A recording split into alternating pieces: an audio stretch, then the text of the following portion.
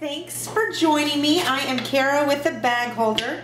I am going to make spinach dip today. You can see us on facebook.com/bagholder.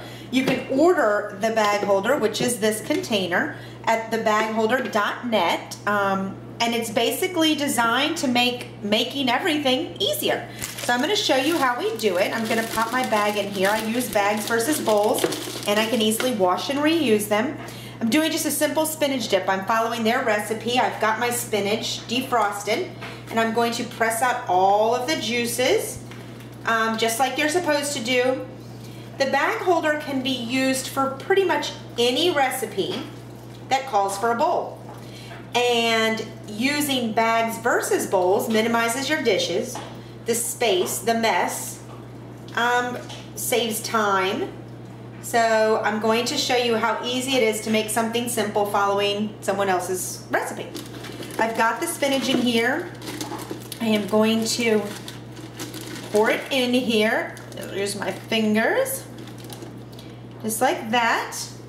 I keep a trash can right next to me so that I can keep my workspace clean. So no matter what you do, keeping a trash can by you. Now I'm adding the vegetable dip. This is the common vegetable dip that goes with the spinach dip. I'm going to do a tablespoon. I know it calls for water chestnuts, but that's not my cup of tea. So I am going to use a tablespoon of onions and peppers to give it that crunch. Same thing that the water chestnuts do. I'm going to use a half a tablespoon of garlic. And now I'm going to pop my measuring cup right on the side, and I'm going to measure out 8 ounces, which is the same as a cup of sour cream. Now you can substitute light or a full flavor. Depends on what you feel like. There's not really much flavor difference. I think I go halfway in between. And we will scoop that out. And then I'm going to do the same thing with the mayonnaise.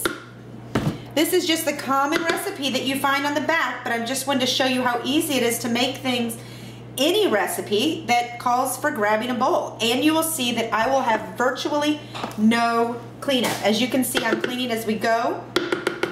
I do a lot of things over the sink as well, so that I can have easy cleanup and I don't get my kitchen messy. And you can do anything like that. So I've got the ingredients in here. You can see that I'm pulling this out.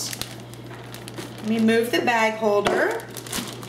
And this stores so easily. I pop the box of bags, which is right there. I pop them in there, store it right under the sink, and it's good to go. I minimize so much space in my cabinets without all those bowls and plastic containers. But look, I'm mixing and mashing the same way. I'm going to turn my light on, excuse me.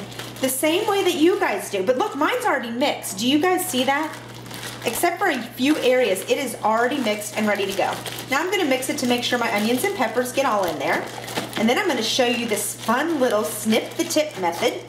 When you have things that are smooth and creamy, leave that there for 1 second, excuse me. This is real life.